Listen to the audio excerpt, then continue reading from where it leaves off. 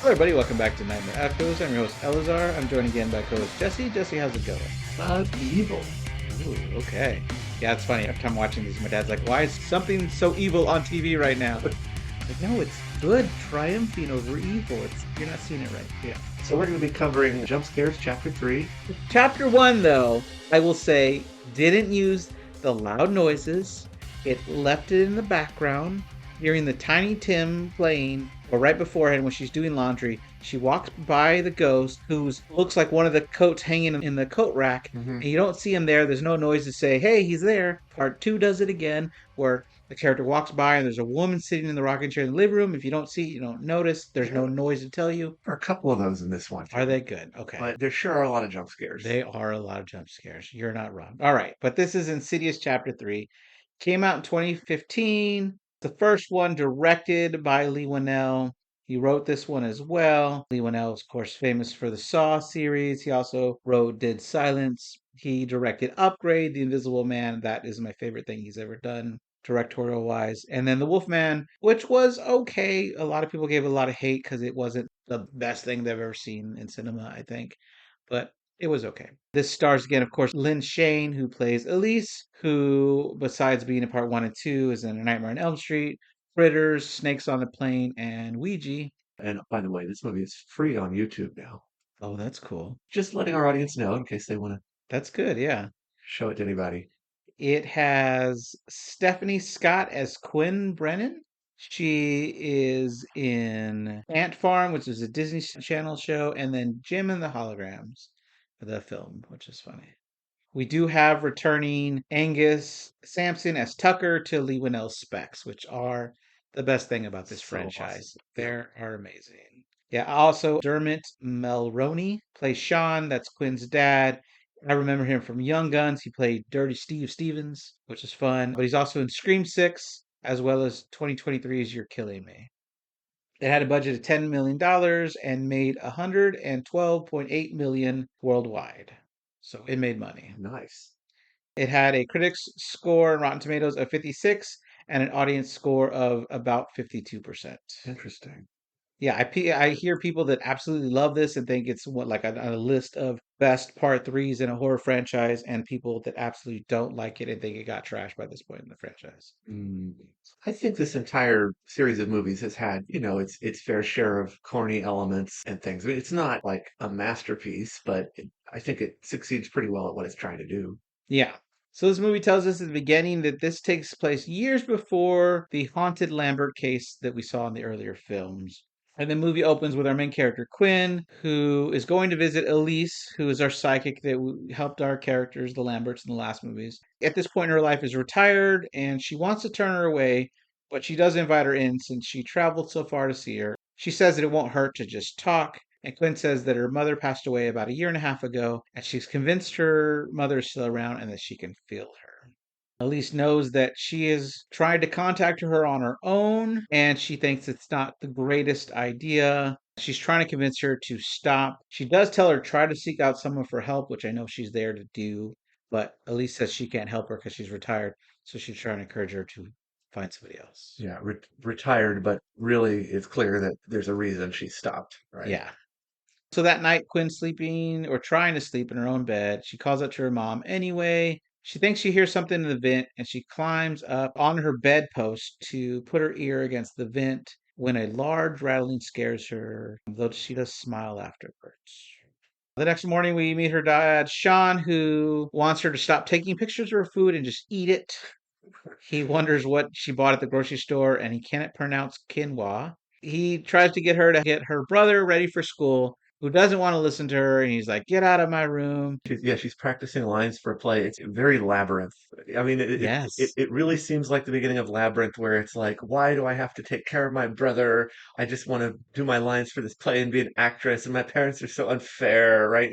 It's like, You're right. It is very labyrinth. Oh I'm my like, when's gosh. David Bowie gonna pop out here? That blow my mind right now. I did not even make that connection. That's awesome. Yeah, so her father, Sean, calls her selfish for not helping more with her brother, Alex. He says she could practice her lines anytime, but it doesn't sound like she can because he's always asking her to do stuff. On their way out the door, they see Hector, who's the neighbor boy, and her brother Alex teases that Hector was waiting till the moment she came out to pretend to leave at the same time because they like each other. We find out here that she's actually not going to go to school that day. She's going to an audition to try to get into the theater school she wants to get into. Mhm. We cut to at the audition where she's speaking to her mom, asking her to wish her luck.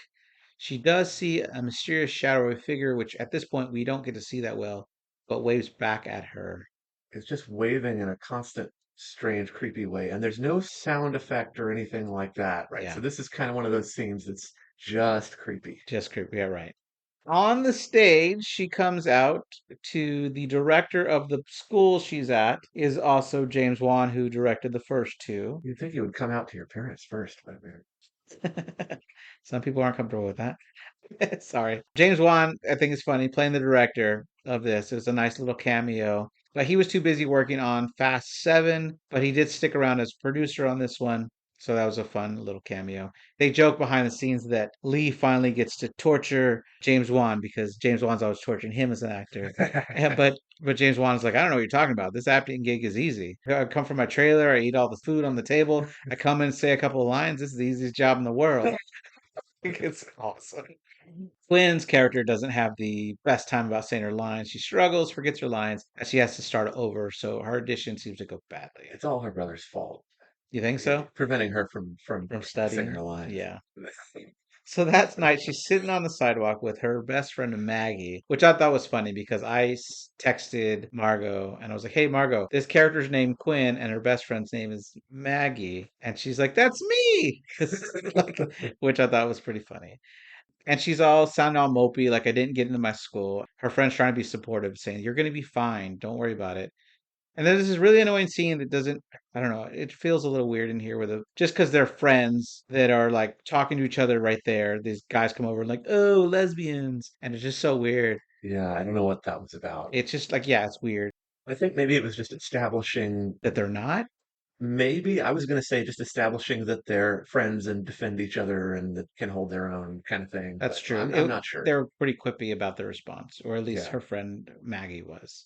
When they get up to leave, Quinn sees that figure again, now looking like they're wearing a hospital gown and an oxygen mask on, waving again at her. So she stays on the road a little too long and is hit in the sudden shock. What a scene. Insane scene. And it was by a 1996 Subaru Outback because you're going to need that for the police report. Watching that scene, it's hard to imagine how anyone survives getting hit by a car. Like that was my thought seeing that Sure. because it's like such a hit, Yeah. such a hard hit. We do get a lot of traumas at the hospital for this kind of thing. And it's shocking that the things that people can survive. Yeah, But yeah. it really is. So we cut to her in the emergency room, in an operating room where she's flatlined. We watch her astral project, leave her body, go into the further where she sees the figure with the oxygen mask on. This is played out as a jump scare in the exact moment she's brought back to her body. When she wakes up, her father's at her side, asking what she remembers, and she says she was with Maggie when a man started waving at her, who was also at the theater, and that's when everything went dark. Mm. Now we get a title card that tells us it's 3 weeks later she gets to go home. She's in a wheelchair because both her legs are in a cast. Downstairs, Sean parks her near Grace, who's an older woman who seems to just know things that maybe she should know about the supernatural, Well, she's crazy, right? Like she seems to have dementia or something. which does seem to give her the ability to see things that are affecting Quinn in this movie. Yeah, it's kind of the old trope, right? Of the crazy old person who because they're crazy is able to see things other people can't see. And therefore, no one will listen to them. Exactly. Yeah. So yeah, she calls him the man who can't breathe, and I will say it, this franchise has the worst ways of naming their villains. And so throughout this whole podcast, I'm going to just refer to him as the man because the man who can't breathe Okay. is a lot to say, probably. I don't know. Grace says that she heard him saying her name in her room, and when Quinn goes back, he's going to be up there waiting for her later. In her apartment That's not upstairs. what you want to hear. No, not at all. Right. In her apartment upstairs are Hector and Ernesto, along with Maggie. Ernesto is Hector's father. Maggie inhales some helium from the balloon so she can say in a Czech monk voice, "Welcome home, badass." which is awesome. Hector says he's sorry that it happened to her and he sent her flowers. And then this gets him a dirty look by Sean, Quinn's dad, because he's annoyed that some boy would find interest in his daughter. Yeah, of course not. Every father's job is to prevent their daughter from getting into any relationships, right?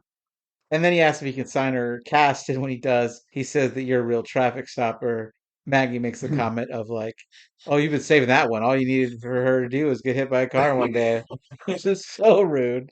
It's Also funny. make the remark about her finally getting to do her favorite thing in the world, which is sleep, Yeah. which I love that line because that's pretty understandable, I actually. like to It's, sleep. You're not wrong. yeah, So in her room, she's laying down and she's can't do anything by herself really. Like she's gonna need help. Her father got her a gift basket, which includes snacks. He finds out here that she's a vegetarian, which she's never noticed before.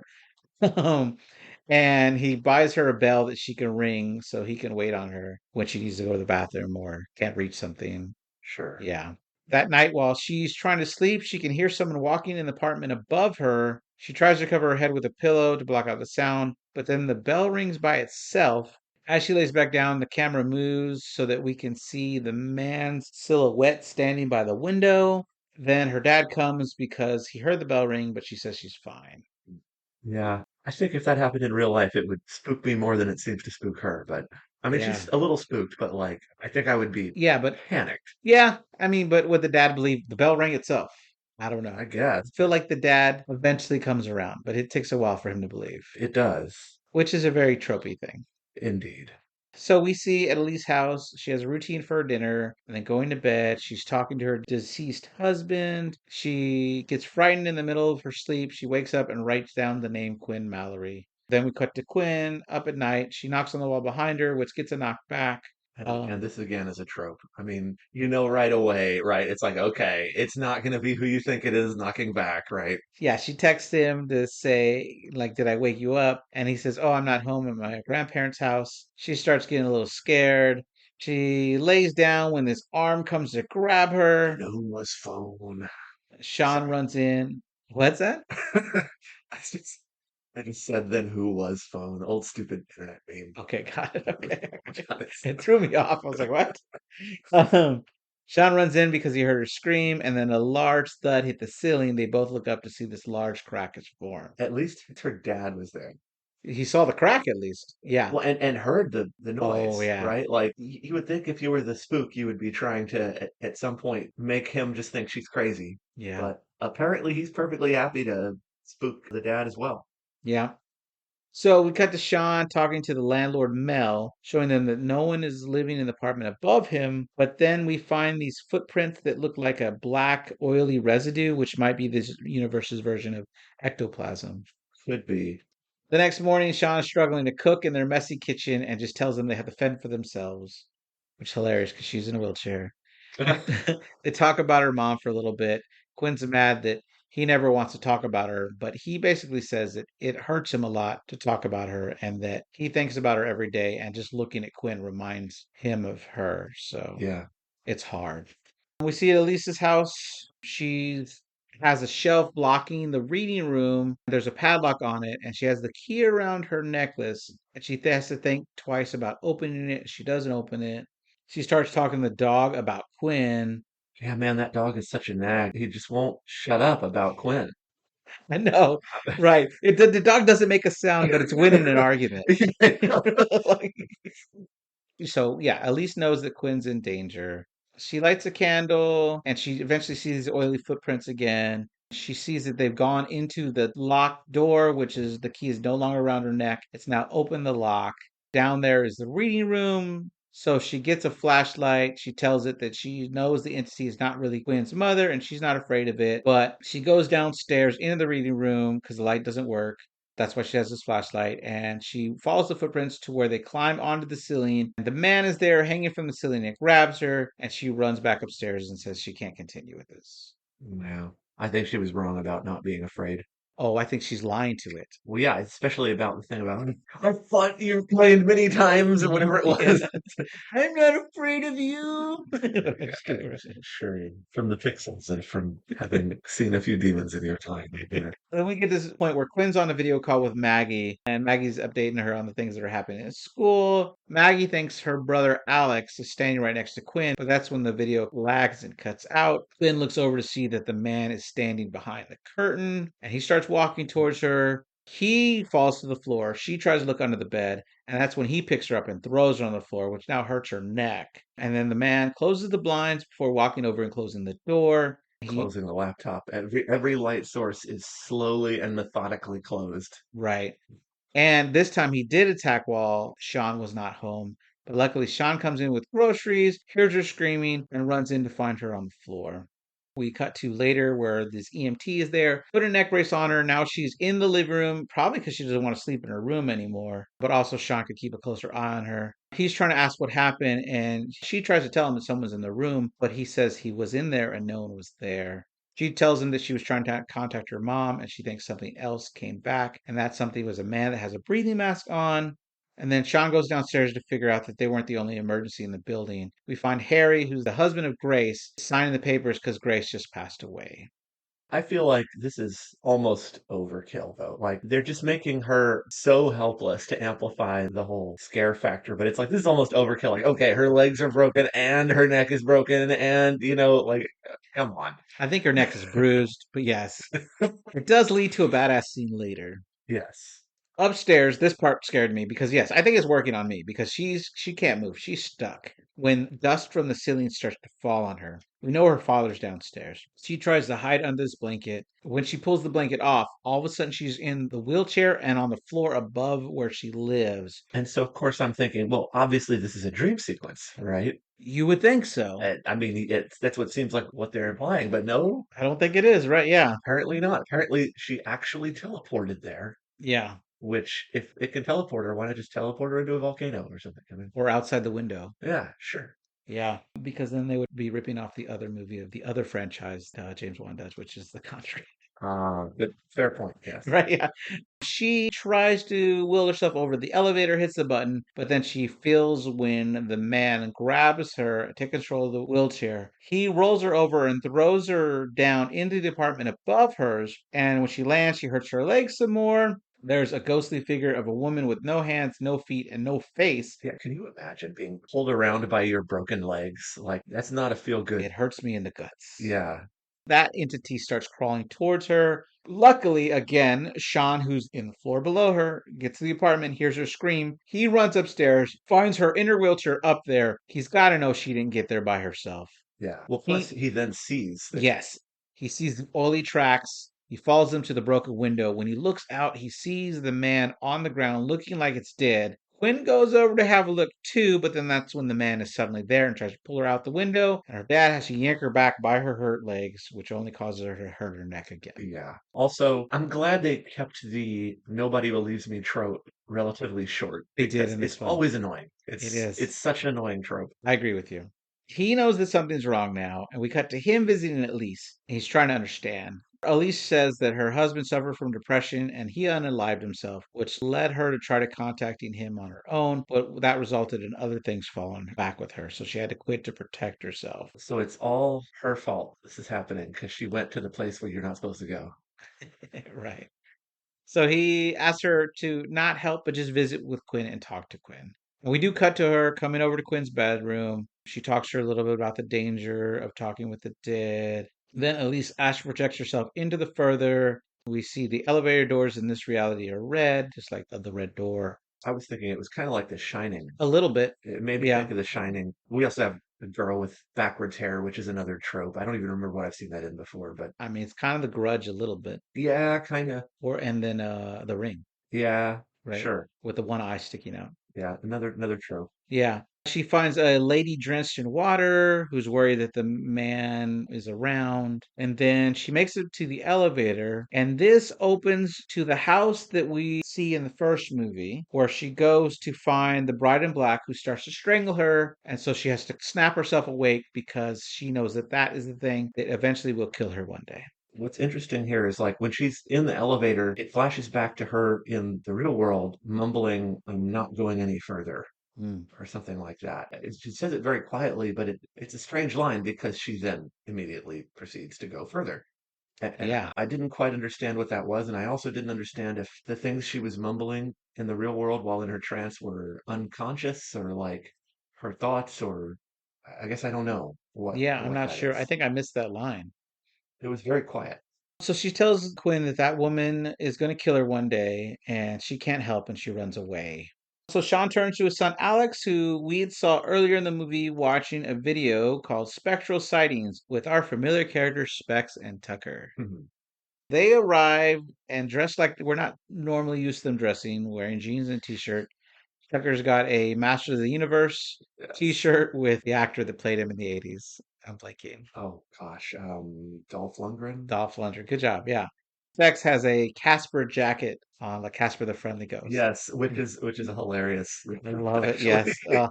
Of course, they always have their same banter between them where they talk about how the other person in the group's useless and they're better. It's their normal thing. I was so glad to see them again. Yeah. But what's surprising to me too is that the kid managed to talk his dad into calling them. Like Yeah. they didn't look like a very good option there. Right. Yeah, they look like scam artists. Yes.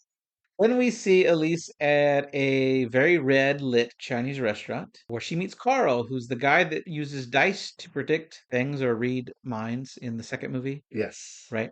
And he's there to tell her that yes, she is going to die one day, but she's more than just her gift. She's helped so many people along the way. Why would she stop helping people now? Yeah.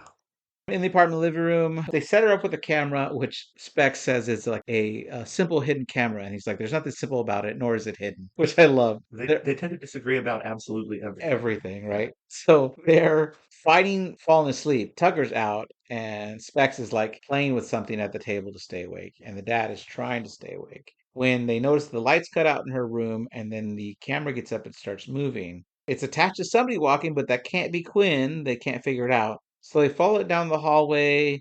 Tucker and Specs are both too scared to take the lead, so they make Sean do it. That's so cowardly. I know. He opens the closet to find a camera, the one that was attached to her. On the camera readout, the video output, Tucker sees that Quinn is standing behind him. So he screams, and then Quinn uses Muay Thai kicks to kick Tucker in the leg, sending him down. She hits Specs and Sean over the head with a massive wrench, and then repeatedly kicks the bedpost like you would bamboo, breaks her freaking cast off both her legs like she was studying for the Kumite. Pretty freaking wild that she could It's do that with broken legs. Yeah. it's a badass scene to me. And then when she walks, everything starts crinkling and crackling like her bones are really hurting here. I bet. Yeah. She takes off the neck brace and she gets a box cutter before a clearly possessed voice starts insulting Sean, her dad. She's about to cut her own throat when they work to hold her down. She starts screaming. They look inside her throat to see an eyeball inside, which looked very disturbing. Yes. Alex runs in to help them get a cord to tie her up. And when she was threatening to unalive, that was an interesting premise because, like, so far, I think what we've basically learned about these spirits is that they want to live again in the previous episodes, Right. right? And so now we're thinking, wait, that's not consistent, right? And they do explain it later, but it definitely, if you're thinking about it, kind of throws you for a loop at first. As they're holding her down, she's kicking and screaming. This is where Tucker and Specs basically allude that they're in over the heads. They don't know what they're doing, and Sean's ready to kick them out of their house. But then Elise is there. Tucker like bumped into her, and she says, "Let them stay. They can be useful." And he's like, "For what? For getting rid of that foul beast inside of Quinn." Hmm. They send Alex over to Ernesto's to spend the night. It's a little weird because there's this whole scene where they're like, you would see things that you don't want to see, and that's apparently convinces him not to stay, right? Yeah, And it's like, I don't think that would work. yeah. No, I want to see this. Yeah, really. As a little kid, sure, you're right. At least ask what they do for their series. And when it's Specs' turn, Tucker's like, "This will be good." He's like, "I write the blog. It's a really good blog." It's like, "Great, you're going to write down everything I do." And so when they're all in a circle, back in Quinn's room now, Quinn's in the wheelchair tied up. Elise is going to go into the further. Specs starts writing down, but also repeating back everything she says, which I always laugh at every time I watch this movie when he starts saying it. Yeah, yeah, yeah. She's like, perhaps you could just write and not. Point of him writing everything down, though. Like, I don't even understand why. I don't know. They document all the cases in the first movie and the second movie. That's his job. Yeah. He like documents everything for them. Just in general, they don't seem very useful. You're not I wrong, mean, they don't but do it's much. his job. Anyway, So she goes into this place and she tells them she's going to name it. And it looks like she names it right on the spot, the further. Yeah. But you're like, oh, she named it. The Oh, Upside Down. right. Wait, No, no, what franchise? wrong franchise. So she goes in, she sees the soap woman again, who confirms that she used to live in the building. She helps Elise find the man. She is able to somehow free this woman, telling you're free now. She finds the bride in black, but with remembering what her friend from part two told her, Carl, she's stronger because she's alive. She basically bullies the bride to going away, and that's pretty easy. Yeah, kicks his butt. Yeah. And then she runs into her husband, Jack, who tries to convince her to end her life as well. And who is literally Colonel Sanders. He Really. looks like him, right? Yeah. When he does this, she's convinced it's not really him because Jack would never want her to hurt herself. She calls out the demon, who's the man who cannot breathe. He comes out with Quinn on the floor like a pet with no hands and no eyes. Elise is basically able to push the man back and grabs Quinn, picks her up, starts running, but because the man controls the environment, furniture starts crashing all around them. So she has to fight to get Quinn back to her body, but Elise, Jumps into her body before getting her into hers, which is kind of strange. that is strange, yeah. Quinn is grabbed by the man. He holds her in the world while the group is calling her to come back. Then Elise hears the message from Grace, who died a few days ago, points out to her that Quinn's journal, and we find that Quinn's mom wrote a letter in her journal, and she had figured out the speed in which she would write in it. I'm assuming 1 page per day. She calculated where she was going to write for graduation day and had gotten her letter on graduation day. But then the spirit, realizing she needed to see the letter sooner, did try to contact her daughter and try to get her to look at the journal entry date faster so she would find the note from her mother, Hmm. which is a lot to absorb really fast. Yeah. So Elise gets it, gets the letter, tells Quinn that your mom was trying to contact you. So Elise calls for Lily, and we see in the further, Lily is Quinn's mother, and we see in the further, Lily shows up and whispers into her daughter's ear. In the real world, everybody's holding Quinn's hands. Yeah, they all have hands in the middle. Lily joins them. In the further, Quinn grows her eyes back. She rips the mask off of the man who can't breathe, who spews out a lot of dust. And in the real world, Quinn's bindings break as she comes back and smiling talks to Sean. I was a little confused. They had called to her mother before and it had never worked. Yeah. Like, apparently her seeing the letter was what was needed for her mother to be able to come back. It's a little strange. I didn't quite understand that. Yeah, the rules don't seem to make sense. Yeah. It's also nice that they got the old lady to finally play a role in the story. Yeah. She's not just spouting crazy stuff. She actually says something useful. She tells Elise thank you, and Elise is happy to tell her that her mom is there and she really wants to talk to her. Quinn wants to know if it's real, so Elise shares details that Lily is telling her about Quinn's audition where she was watching over her. Elise tells Quinn that she doesn't need to look for her because she'll always be standing by her, and in times where she's confused, she will be whispering in her ear. Quinn asks if her mom is really never coming back, and Elise says not to this world. I feel like all that was a mixed message. Yeah, She's always standing by her. You'll be able to hear her, but she's never coming back, not to this world. I agree. It's a little weird. Like we're missing what we know we're not done with the movie yet because there's got to be a final jump scare. Of course, right. Well, so before any of that, we get where they're packing the van, which is the Spectral Sightings van. Both Tucker and Speck claim that it was their idea for the name. Elise says that they fight too much when they clearly need each other. She says they should go into business together, even though Speck said, I thought you said this would kill you. And she says, well, everybody has to die one day, but why stick myself in the house when I could still be alive? But if they're going to work together, they're going to have to dress nicer, like a shirt and tie. And Tucker claims that it'll never happen again. There's also a joke about he's like, I will have you know this is a very rare and expensive shirt. And she's like, I'm sure it is. And then, yes, we go to Elise's home. She's very happy. She tells Jack that she loves him. And then we get a pointless jump scare from the lipstick face demon, which we see in the first movie. Right. And only pointless because we already know that she faces this in the previous movies. I think that's just to link them together. Yeah, in the next movie, it's a totally different thing that they're facing. Right. Also, still a prequel. I'm just saying that it links that movie to that previous one. Like You're it right. provides a connecting point to go back. You're right. And I guess if you were going to change the order in which you watch them, then that's fine. Yeah. But it seems like normally these ending scenes are what's going to come next. Sure. But it's still because the next one is after this one, but before the first one. There was no reason for this link yet because there's a whole other thing they're going to deal with, Yeah, which I know you haven't watched yet. right. And then we get these closing credits that are made like opening credits, which is kind of interesting. Yeah. Pull from behind the scenes thing. There was like an hour featurette, which was on that Blu-ray. When she's hit by a car, they actually use a dummy there in one shot, but then in the shot with her, she got yanked back by a lot of strings. And she had a lot of terror in her face because the actress knew she was going to get yanked back really fast Hmm. with the strings, and they kept trying to get her to stop looking scared. You don't know you're going to getting hit by a car, so I need you to not look scared. But she's just going to get yanked back. She looks scared. She had to struggle with that, which I thought was just pretty darn funny. Acting, man.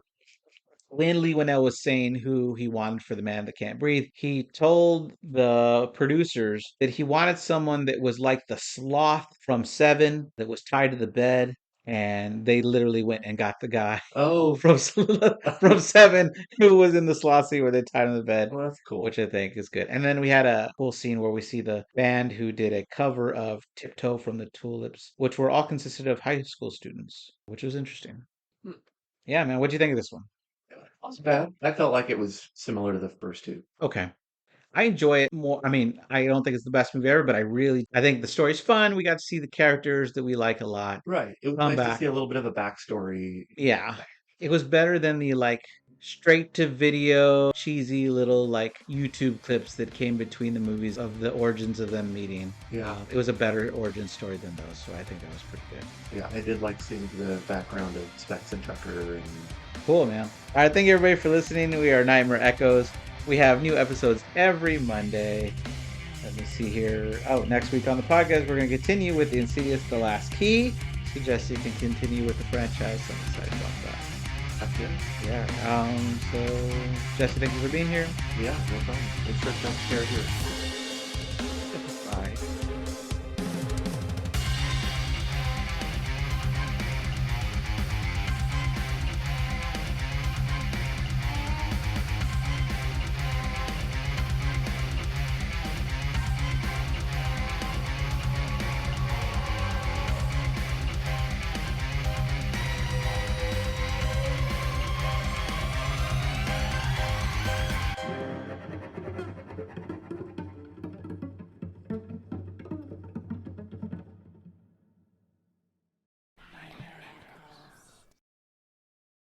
By the way, this movie was Insidious Chapter 3. Yeah, we said that at the Because we beginning. never actually said that. I think we did. I don't think we did. I'm going to play it back. I'm sure we did. I'm sure I did. Okay. All right.